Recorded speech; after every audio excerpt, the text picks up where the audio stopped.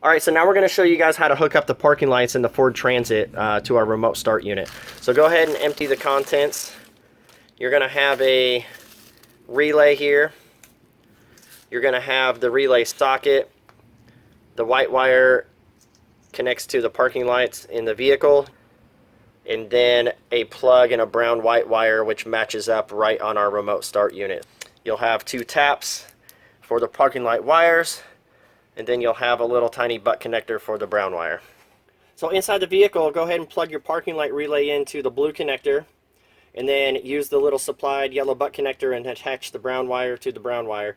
That leaves you with the white wire pigtail that has 2 spades on it. You guys can snip these off and solder it like I'm going to do after I show you guys how to do this.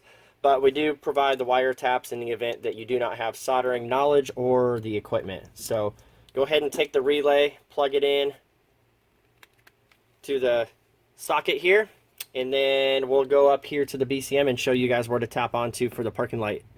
The first thing I need you guys to do is grab the headlight switch from the dash panel and plug it in.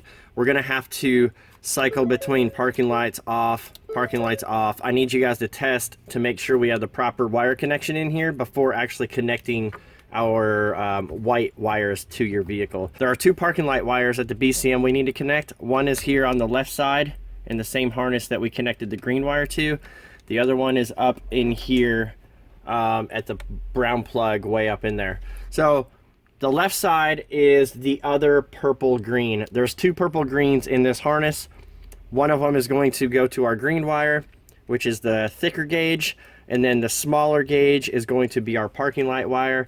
So what happens is when you connect a multimeter or a test light, it's going to show ground here. If you guys can see that, it says 0 volts, and we got a green light indicating it's grounded.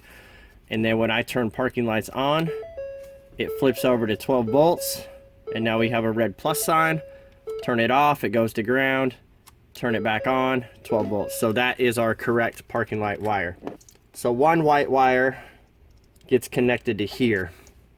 The other one, like I said, is up here at the above the blue connector. It's in the 76 pin brown connector up here.